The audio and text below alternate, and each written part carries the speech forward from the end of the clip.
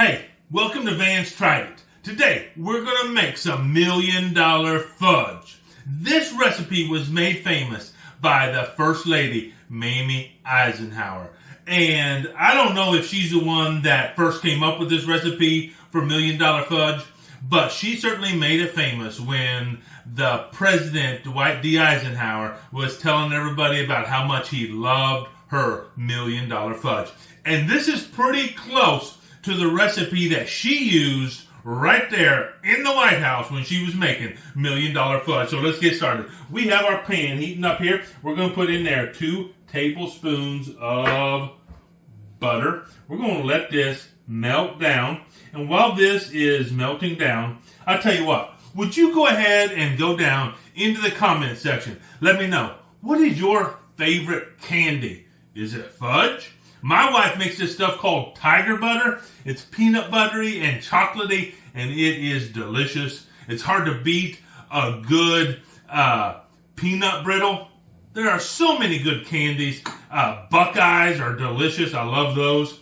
So let me know what is your favorite candy down in the comment section. Hey, while you're down there, would you go ahead and like this video? And if you're not subscribed, go ahead and subscribe and ring that bell. That way you'll get notified every time I post a new video. So this is getting melted down. It's pretty much melted down. So what we're going to do is we're going to add to this 4.5 cups of sugar and 1 can of evaporated milk.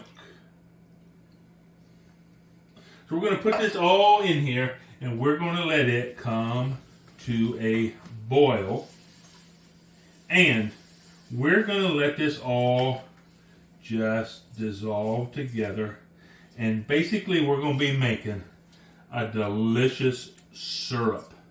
So we're going to go ahead and let that get done. I did not mention there was a pinch of salt in there with that sugar, so go ahead and put a pinch of salt in there with your sugar, and we're going to go ahead and let this get all melted and start to boil.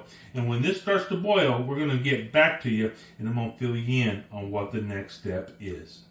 Okay, so our syrup has just started a low boil, which is exactly what we're looking for. And so we're going to let it simmer on a low boil for 6 minutes. I have my timer set right here and it stopped. So I'm going to reset it again. Let's go.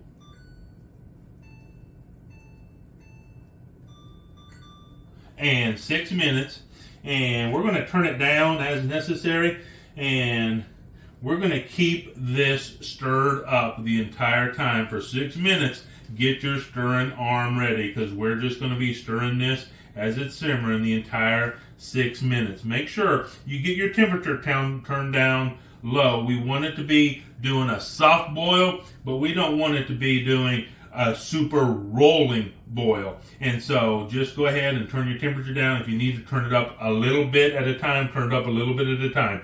So for 6 minutes we're going to do this. Now I'm just going to be quiet and I'll probably just let this run and fast forward through this 6 minutes here.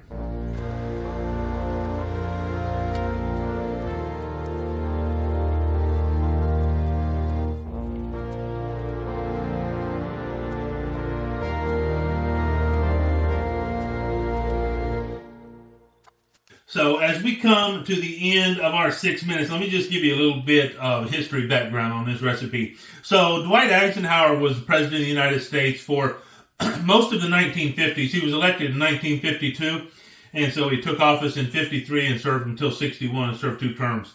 When people started hearing about this $1 million fudge, reporters were really curious about that, and it started to be printed in newspapers and in magazines, and it really took off because people loved it. And one of the things they loved about it was you didn't have to use a candy thermometer. So a lot of candies that you make, you're going to use a candy thermometer. You have to get the temperature just right. And if you don't, it blows everything. I remember one time my sister and I were trying to make peanut brittle, and it came out all rubbery, more like gum than peanut brittle.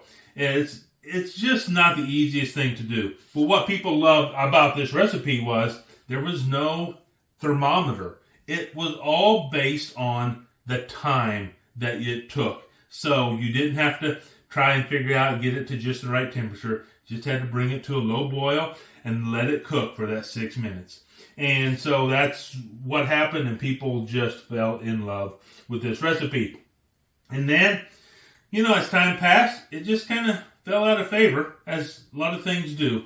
But I've seen it's starting to make a comeback, and the reason is the same as originally.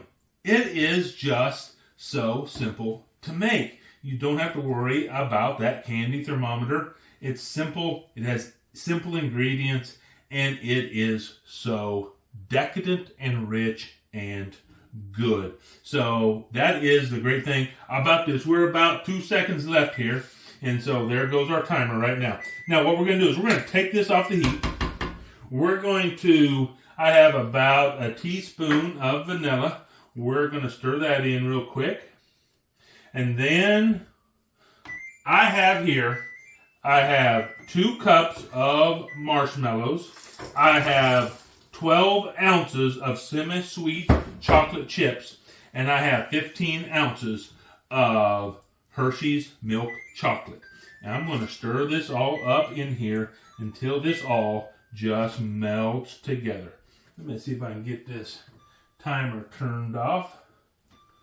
And so just like this. I don't know why that won't stop. So I just got a new microwave. So got home the other day, and the microwave door wouldn't close. It wouldn't latch.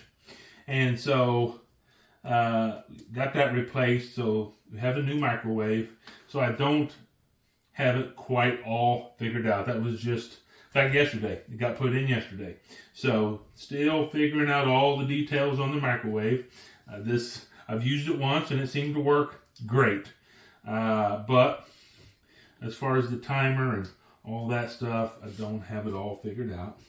And once again, you just want to keep stirring this and just let it all melt down. And really, what you're paying attention to is those marshmallows. That's what you're going to see really start to melt down. Of course, all the chocolate melts pretty fast, but those marshmallows are going to take a little bit more time. So, just keep stirring it and let it get all beautifully melted together. And then even when it looks like it's all melted together, I like to get the swirls out of it because I don't really want a marshmallow swirl fudge. I want it to be one consistent color and texture. And so I just like to make sure that it is as thoroughly mixed as I can get it. And so anytime I see some white swirls in there, I know it's just time to keep going a little bit longer. But I don't see any more white swirls. I don't see any lumps. And so it is all mixed together. Now what I have here is a 13 by 10 baking pan, a casserole dish. And I have lined it with aluminum foil. And I sprayed that aluminum foil with some, my brain went blank as I was pouring this out, with some coconut oil. And so I'm going to have to switch hands here. Sorry, you're not going to get a good view on this side, but I am right-handed, so it's easier to use this spatula at the end with my right hand. I try to give y'all as much of a good view as I can while I'm doing this, but sometimes I just have to switch hands and go the other direction for a minute.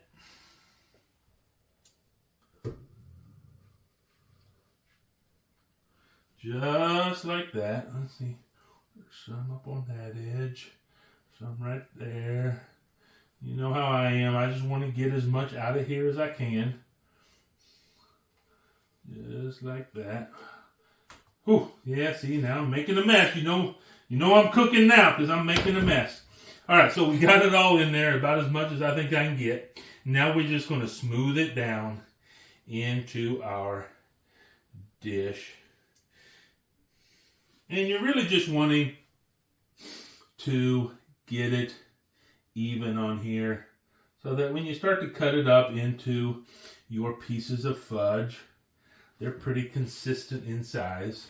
Now you can do this just straight in the pan. I like to do it with the aluminum foil because that's going to allow me to just pull the whole block out and cut it like that versus cutting it and then trying to get in there and get it out that way. So that's just like that. Let me just grab this little spatula here. Get some of that off of there. Just like that. Now, we're going to need to let this set for at least 2 hours. You could easily let it set overnight. That would really be ideal. But at least 2 hours, let it set up. And you want to do this at room temperature. It might be tempting to put it in the refrigerator, put it in the freezer, and try to speed up that cooling process. But that causes problems because what happens is you start to get some moisture on here, you start to get some condensation on your fudge, and that's not really what you want. So go ahead and let this cool off, give it the time it needs at room temperature, and then we'll be ready to cut it and taste it. So I'll see you in at least 2 hours.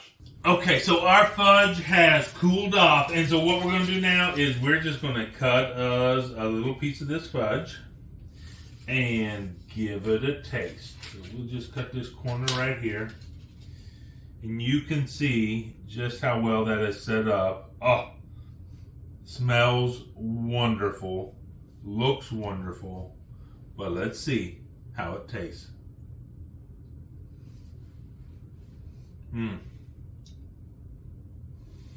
It has a decadent chocolate, so smooth, so good. Wow. All I can say is, where's the milk? This is so good, so simple. And look, you can go to the store and you can buy a candy bar and you're not going to know what's in it, or you can just make yourself some of this $1 million fudge. Cut it up. I'm probably going to cut some of this up. I'm going to take some with me to where I'm going tomorrow, and then I'll put some in the freezer, and then I can just pull a little bit out at a time, and this will last for a long time. Hey, I tried it. You should too.